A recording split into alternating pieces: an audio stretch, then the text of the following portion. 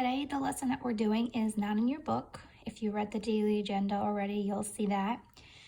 This is an extra lesson online that you will just have to print out, or you can follow along with this video and you can take notes.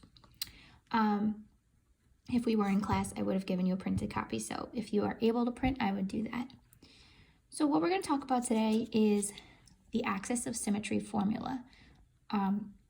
So this is something that I'm slightly surprised that it's not a part of the lessons. It's kind of a big part of algebra, but there is actually a formula for finding the axis of symmetry of a quadratic function. So remember what we talked about in the past.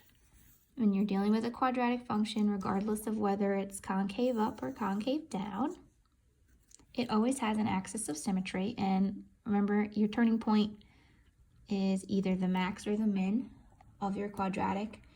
And the axis of symmetry is the line that goes through this point. So basically, if you know your turning point, you can figure out the axis of symmetry because it's going to just be the x value, right? If you think about it, because the line goes through x. But there is, so if you can find your turning point, you can find the axis of symmetry. But there actually is a little formula that you can use to find the axis of symmetry. So let's read through this here. Now that we've learned how to use completing the square to convert a quadratic function from standard form to vertex form, we can derive a formula for the equation of the parabola's axis of symmetry in terms of the coefficients a and b. So remember, a is the number in front of the x squared and b is the number in front of the second term, or the x. Of course, we have a not equal to 0. Don't forget that, because if it's equal to 0, it's not a quadratic anymore. Anyway, going back to this, having this new formula memorized is helpful because it brings you directly to the location of the axis of symmetry of a parabola and, as a consequence, the location of its turning point. So what you can do in these situations is, without graphing, without turning it into vertex form, you can find the axis of symmetry. And if you know the axis of symmetry, you can find the turning point, okay?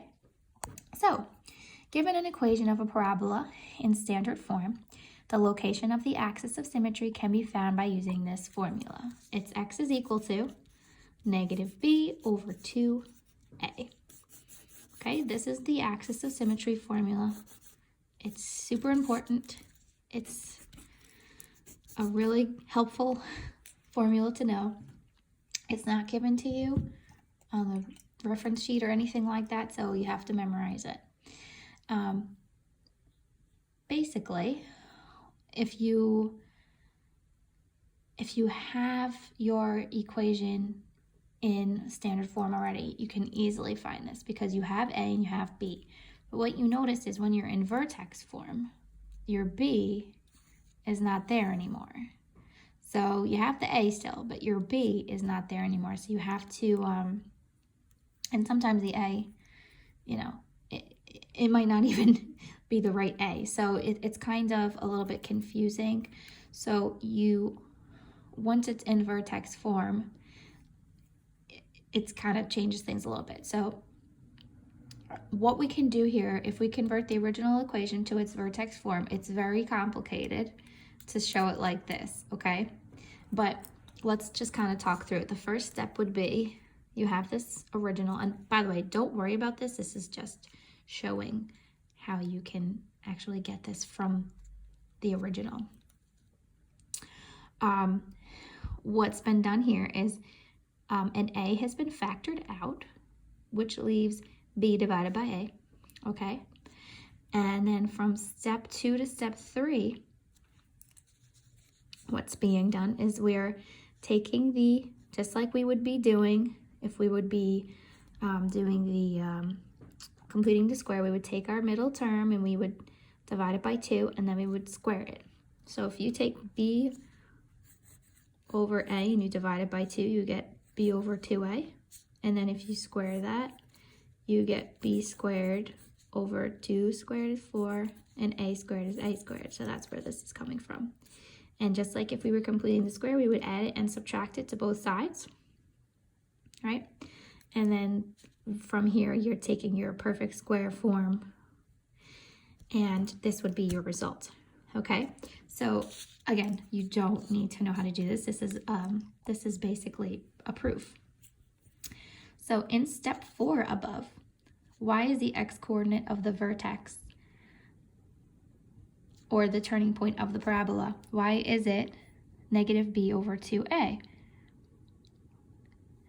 So if we think about it, the turning point of y equals x squared, when it's y equals x squared, it's 0, 0, right? So if we look at 4, what we can see is that this has been shifted.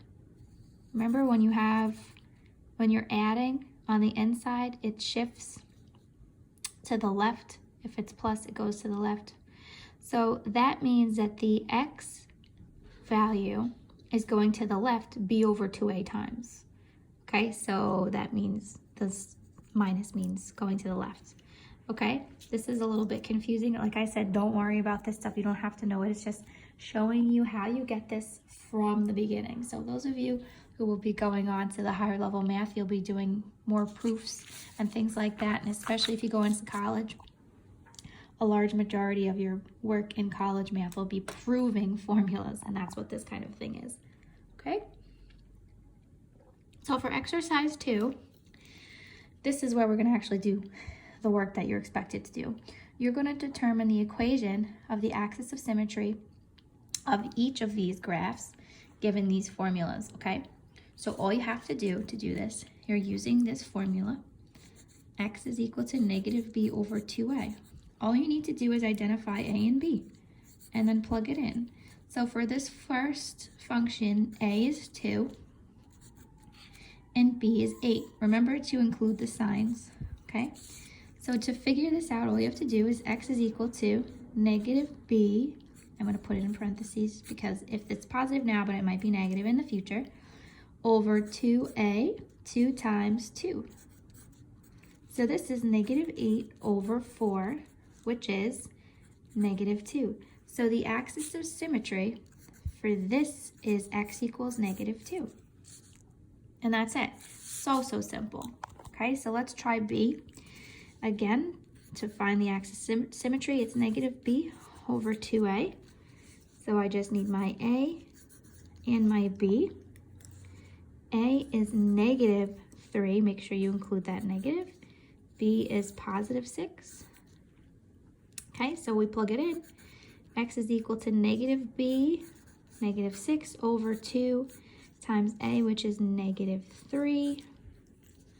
This gives me negative 6 over negative 6. So the axis of symmetry here is x equals positive 1.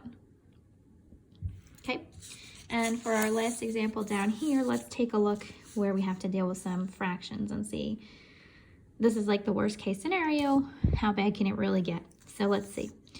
Again, we're finding the axis of symmetry, so x is equal to negative b over 2a. A, in this case, is 1/2.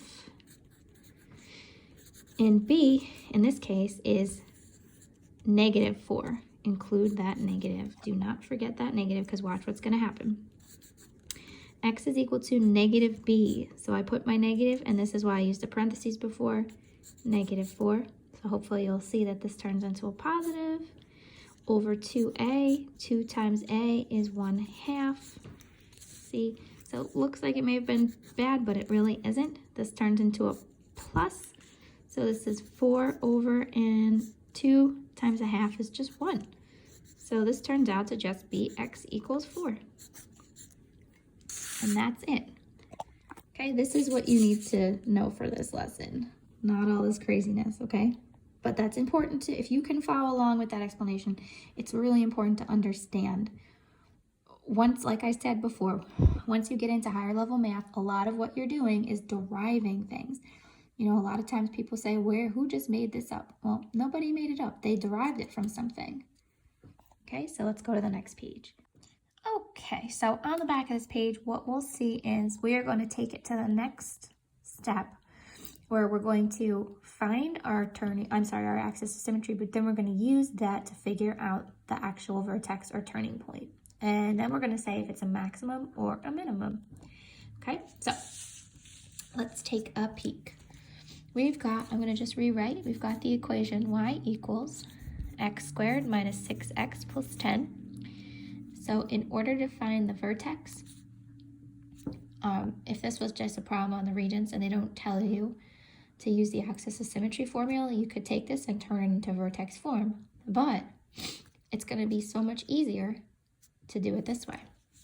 We're going to find the axis of symmetry using x is equal to negative b over 2a. So a, in this case, there's nothing here. Who's so skinny you can't see it? 1. So a is 1, and b is negative 6. Okay, so we're going to plug this in. Negative b over 2a, so negative 6 over 2 times 1. Okay, and this gives us positive 6 over 2. So our axis of symmetry is x equals 3. Now, if we know that the axis of symmetry is x equals 3, then that means that the turning point has an x value of 3.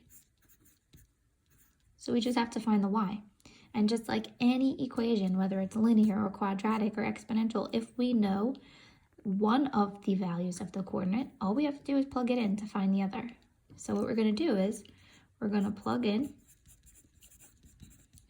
x equals 3 into the original equation to find y. And then we have our turning point, nice and easy. Okay, so I'm going to take my original equation, and instead of x, I'm going to use 3. So this is 3 squared minus 6 times 3 plus 10. You can take this whole thing, plug it right into your calculator, and you'll get an output of 1. Okay, so we have x is 3 and y is 1. So my turning point is 3, 1. And the only thing else you have to do is decide if this is a max or a min. And remember, in order to determine that, you just look at your original equation. Is your a positive or is it negative? Since a is positive 1, this is going to be a minimum, right? Positive makes a smiley face, right? This is a min. This is a minimum. Does it say, how do you know? Justify, okay. Minimum because a is positive. Or you could say a is greater than 0. Okay, that's how you know. So what I'm going to have you do, same thing as usual. I'm going to have you pause, try exercise 4 by yourself, and then unpause to see if we get the same answer, okay? Just be cautioned, you are going to get a fraction for your, line of symmetry here. If you'd like to keep it as a fraction, you can. If you'd like to do a decimal, that's okay. I typically prefer to leave things as fractions or improper fractions, so the choice is kind of yours. But then when you unpause and check, just keep in mind that if yours is as a decimal and mine is as a fraction, it's okay. All right, so let's give this one a shot. Okay, so after solving this problem, I found that the turning point was 1/4, negative 19/4. I also wrote it down as a decimal for you guys because I know some of you like to do decimals. That would be equivalent to 0.25, negative 4.75. Okay, so all you do is plug in your values. You get 1/4 for your line of symmetry, and then plug that in. Now, I showed it out this way, but really all you need to do right here at this step is plug this in exactly as you see it in your calculator, and you'll get this answer. Well, they'll give you this answer, and then you can do math frac to get this. Okay, and we know it's a maximum point here because A is negative, so that means frowny face, which means that top point is a maximum point. Okay, so the formula for the equation of the axis of symmetry is very useful in quadratic modeling application questions. So basically, what we've got here is the number of bacteria N in a culture after T hours is modeled by this equation. N equals negative 2t squared plus 408t plus 24,000. We want to figure out after how many hours does the culture attain its maximum size. So the only way you can find that, this means that this is going to be a concave down, right? And we would know that because the A is negative anyway, right? But the fact that they're asking for the maximum means that that's what this is anyway. So to find this, we're going to just find the turning point, or we're going to find, in this case, all we need to find is really the line of symmetry, because they want to know after how many hours. That's your x value, so you don't have to go through and find the whole point. You just have to find the x. Okay, so nice and easy. We're just going to use our axis of symmetry formula. X, but in this case, I should really say t, because we're using t, so is equal to negative b over 2a. So in this case, our a is negative 2, and our b is 408. Okay, so negative b, it's going to be negative 408 over 2a, or over 2 times negative 2. Okay, you plug this into your calculator. Well, first it's going to be negative 408 over negative 4. And when you plug that into your calculator, you're going to get 102. And that's your answer, 102 hours. That's it. It's giving you that. It's giving you the x value here, which is t. Okay, and finally, for example, exercise 6, we're looking at revenue received for selling X cell phones at a technology shop is given by this formula. Okay, this time the revenue R is like your Y, and X stays as X. How many cell phones must be sold at the shop to obtain the maximum revenue? So again, we're dealing with a max, okay? And we would have been able to tell that because the A is negative. But this time we're looking for the max revenue, which is your Y. So when we find our axis of symmetry, that's going to give us our X. So we need to go and find the Y as well. So why don't you guys, one last time, pause, try this, and then unpause to check your answer. Just remember, you're going all the way through to find the Y value here, not just the X. Okay?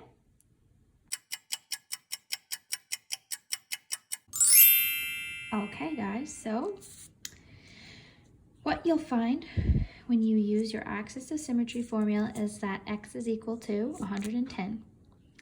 That tells us how many cell phones have to be sold to get the max revenue. But now we need to know what the max revenue is. So we plug it in for X, and we find that the Y value is 6,014. So to summarize and just conclude, 110 cell phones must be sold to obtain the max revenue, which is $6,000.14. And that's it. Okay, guys, so it is really helpful to solve these kind of problems, but the main way you're going to need to apply this is here and here. Okay, and that's it.